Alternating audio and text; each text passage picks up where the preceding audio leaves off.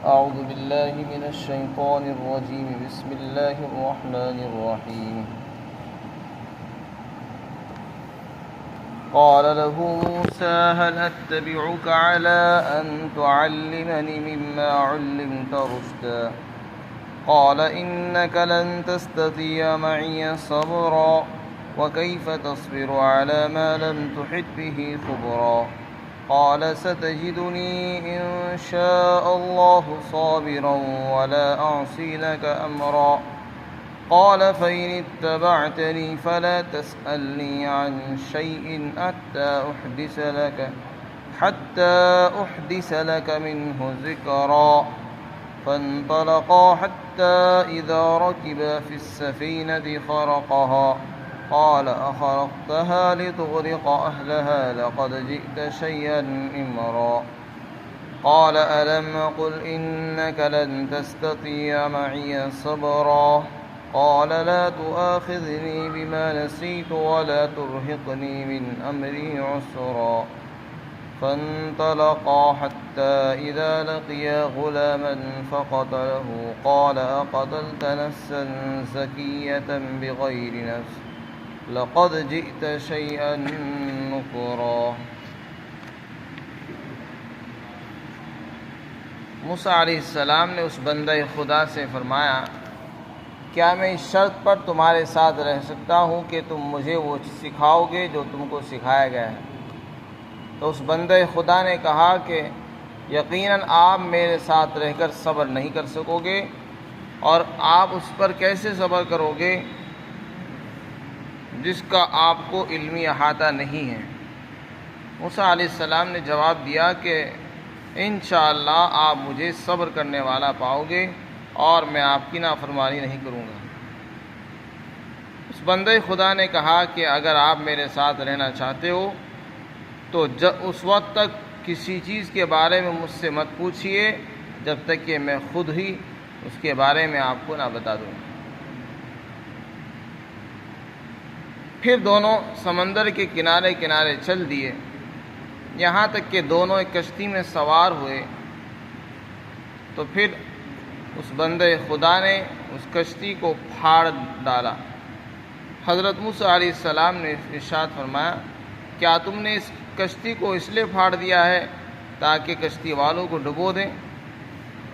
یقیناً آپ نے ایک بھاری کام کیا ہے۔ اس بندے خدا نے جواب دیا کیا میں نے تم سے نہیں کہا تھا کہ آپ میرے ساتھ رہ کر صبر نہیں کر سکو گے؟ حضرت موسیٰ علیہ السلام نے فرمایا کہ جو میں بھول گیا ہوں اس بھولنے پر میری پکڑ مت کیجیے اور میرے معاملے میں تنگی مت ڈالیے۔ پھر دونوں ساتھ چل دیے، یہاں تک کہ دونوں کی ملاقات ایک غلام سے ہوئی، ایک لڑکے سے ہوئی جس کو اس بندے خدا نے قتل کر دیا۔ اس کے بعد حضرت موسیٰ علیہ السلام نے ارشاد فرمایا کیا تم نے ایک پاکیزہ جان کو قتل کیا ہے بغیر جان کے بدلے میں؟ یقیناً تم نے ایک بہت بھاری کام کیا ہے۔ اس بندہ خدا نے کہا کیا میں نے تم سے پہلے نہیں کہا تھا کہ تم میرے ساتھ صبر نہیں کر سکو گے؟ اس پر حضرت موسیٰ علیہ السلام نے فرمایا کہ اگر اس مرتبہ کے بعد میں آپ سے کسی چیز کے بارے میں پوچھوں تو آپ مجھے اپنے ساتھ مت رکھیے، یقیناً آپ تو میری طرف سے عذر کو پہنچ چکے ہیں۔ اس کے بعد پھر وہ دونوں چل دیے اور ایک بستی والوں کے اوپر سے ان کا گزر ہوا جن سے ان دونوں نے کھانا طلب کیا، لیکن انہوں نے کھانا دینے سے اور ان کی ضیافت اور مہمان نوازی کرنے سے انکار کر دیا۔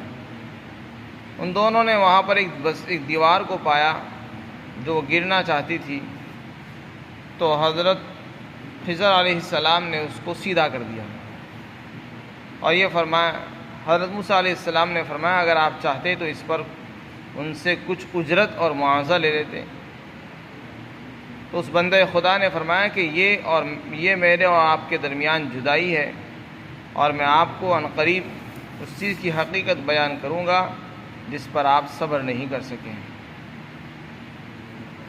یہ موسیٰ اور حضرت خضر علیہ السلام کا واقعہ اللہ تعالیٰ نے ذکر فرمایا ہے، جس کا کچھ حصہ اس سے پہلے گزرا ہے۔ حضرت موسیٰ علیہ السلام حضرت خضر علیہ السلام کے پاس پہنچے، دو سمندروں کے ملنے کی جگہ پر، وہاں پر ایک بندے کو پایا جو چادر اوڑھے ہوئے پانی پر پڑا تھا۔ تو آپ نے سلام کیا، انہوں نے معلوم کیا کہ آپ کون ہیں اور کہاں سے تشریف لائے۔ تو حضرت موسیٰ علیہ السلام نے فرمایا کہ میرا نام موسیٰ ہے۔ تو انہوں نے پوچھا کہ موسیٰ کون سے موسیٰ؟ بنی اسرائیل والے؟ تو انہوں نے فرمایا کہ ہاں میں موسیٰ بنی اسرائیل سے ہوں۔ پوچھا کہ آپ کیوں آئے ہو، کیا مقصد ہے؟ حضرت موسیٰ علیہ السلام نے اپنے آنے کی غرض بیان کی کہ میں اس لیے آیا ہوں تاکہ آپ مجھے وہ علم سکھائیں جو علم اللہ نے آپ کو سکھایا ہے۔ تو انہوں نے جواب میں ارشاد فرمایا کہ آپ میرے ساتھ نہیں رہ سکتے ہو، میں یہ چاہتا ہوں کہ آپ کے ساتھ میں علم حاصل کروں۔ انہوں نے منع کر دیا کہ آپ میرے ساتھ نہیں رہ سکتے ہو، صبر نہیں کر سکو گے۔ تو اس پر حضرت موسیٰ علیہ السلام نے ان سے فرمایا کہ نہیں، آپ انشاءاللہ مجھے صبر کرنے والا پاؤ گے اور میں آپ کی بالکل نافرمانی نہیں کروں گا، جیسا آپ کہو گے اسی طرح رہوں گا۔ انہوں نے کہا کہ تم کیسے صبر کرو گے جبکہ تمہیں اس چیز کا علم نہیں ہے؟ علمی اعتبار سے آپ نے اس چیز کا احاطہ نہیں کیا جو اللہ نے مجھے علم دیا۔ روایت میں آتا ہے کہ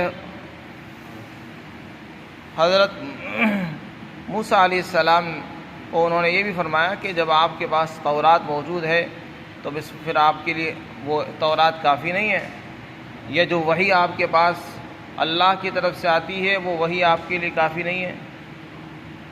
تو انہوں نے فرمایا، حضرت موسیٰ علیہ السلام نے فرمایا کہ نہیں، میرا آپ کو جو علم دیا گیا ہے وہ مجھے نہیں دیا گیا ہے، جو میں جانتا ہوں وہ آپ نہیں جانتے، جو آپ جانتے وہ میں نہیں جانتا ہوں۔ اسی دوران ایک چڑیا آئی اور اس نے سمندر سے پانی اپنی چونچ کے اندر لیا۔ تو حضرت خضر نے فرمایا کہ موسیٰ، اللہ کے علم کے مقابلے میں میرا اور تمہارا علم بس اس کے برابر بھی نہیں ہے، جتنا اس پرندے نے اپنی چونچ کے اندر پانی لیا ہے، میرا اور تمہارا علم اللہ کے علم کے مقابلے میں اتنا بھی نہیں ہے۔ چنانچہ انہوں نے پھر حضرت موسیٰ علیہ السلام کو ساتھ رکھنے کے لیے تیار ہو گئے اور یہ فرمایا کہ تم مجھ سے کسی چیز کے بارے میں نہیں سوال کرو گے، ایک شرط پر میں رکھنے کے لیے تیار ہوں کہ کسی چیز کے بارے میں یہ نہیں پوچھو کہ تم نے یہ کام کیوں کیا، جب تک میں خود اس کی وجہ اور جواب نہ ارشاد فرما دوں۔ میں خود جواب دوں گا کہ میں نے یہ کام کیوں کیا ہے، کسی چیز کے بارے میں تمہیں کیوں کا سوال نہیں کرنا کہ تم نے یہ کام کیوں کیا ہے، وہ چاہے میں غلط کروں یا صحیح کروں۔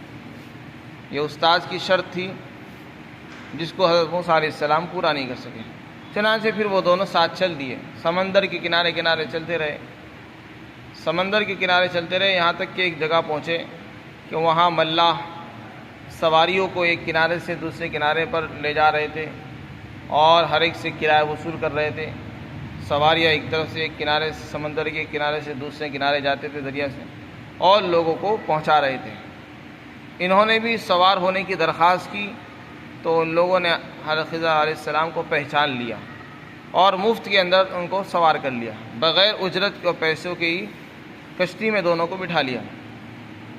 جب دونوں سوار ہو گئے اور کشتی روانہ ہو گئی، اس کے بعد حضرت خضر علیہ السلام نے ایک کلہاڑی لی اور کلہاڑی سے کشتی کا تختہ اکھاڑ دیا، جس سے اس کے اندر شگاف اور سوراخ پیدا ہو گیا اور خطرہ یہ ہو گیا کہ وہ ڈوب جائے گی۔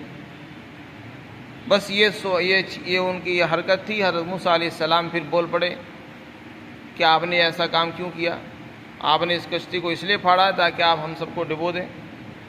ایک تو انہوں نے ہمارے اوپر احسان یہ کیا کہ بغیر کرائے کے ہمیں سوار کیا ہے اور ہم سے کوئی اجرت نہیں مانگی ہے، اور آپ نے ان کا یہ نقصان کر دیا کہ کشتی میں ہی سرا کر بیٹھے۔ تو انہوں نے جواب دیا کہ میں نے تم سے پہلے نہیں کہا تھا کہ تم میرے ساتھ نہیں رہ سکو گے، میں نے منع کیا تھا کہ کسی چیز کے بارے میں نہ پوچھنا، لیکن تم نے پھر وہی سوال کیا کہ میں کوئی بھی کام کروں تمہیں اس کے بارے میں پوچھنے کا کوئی حق نہیں ہے جب تک کہ میں خود بیان نہ کروں۔ تو اس پر حضرت موسیٰ علیہ السلام نے معذرت کی کہ آپ میری پکڑ مت فرمائیے، میں بھول گیا تھا، مجھے یاد نہیں رہا، اور میرے معاملے میں تنگی مت ڈالیے اور مشکل پیدا مت کیجیے۔ تو چنانچہ انہوں نے اپنی عذر معذرت پیش کر کے پھر دوبارہ سے ان کو تیار کر دیا اپنے ساتھ رہنے کے لیے۔ چنانچہ پھر وہ دونوں چل دیے، کشتی سے اترے اور آگے چل دیے۔ جب کشتی سے آگے چلے تو دیکھا کچھ نوجوان ہیں، وہاں سے ایک لڑکے سے ان سے ملاقات ہوئی، ایک بچہ ہے کھیل رہا ہے۔ حضرت خضر علیہ السلام نے اس کو پکڑا اور اس کو قتل کر دیا، ذبح کر دیا۔ تو اس پر پھر اعتراض کیا حضرت موسیٰ علیہ السلام نے کہ ایک پاکیزہ جان، بے گناہ معصوم بچہ جس نے ابھی تک کسی کو قتل بھی نہیں کیا ہے، ایسا نہیں کیا کہ اس نے کسی کو قتل کر دیا اس کے بدلے میں آپ اس کو مار رہے ہو، بے گناہ پاکیزہ جان ہے، آپ نے اس کو بغیر کسی قصاص کے قتل کر ڈالا، یہ تو بہت برا کام کیا آپ نے۔ تو اس پر پھر حضرت خضر علیہ السلام نے فرمایا کہ کیا میں نے تم سے نہیں کہا تھا پہلے کہ تم میرے ساتھ صبر نہیں کر سکو گے، اور میں نے منع کیا تھا پوچھنا نہیں، تم نے دوبارہ پھر سوال کیا۔ اس پر حضرت موسیٰ علیہ السلام نے ان سے درخواست کی کہ بس یہ آخری غلطی ہے، اگر اس کے بعد مجھ سے غلطی ہوئی اور میں نے تم سے کوئی چیز پوچھی تو پھر اس کے بعد مجھ کو ساتھ مت رکھیے، میں آپ کے ساتھ پھر نہیں رہوں گا۔ چنانچہ پھر وہ دونوں چل دیے اور چلتے رہے، ایک گاؤں والوں پر پہنچے، بستی والوں پر، جہاں بستی میں کچھ لوگ رہتے تھے، وہاں پر ان کا گزر ہوا۔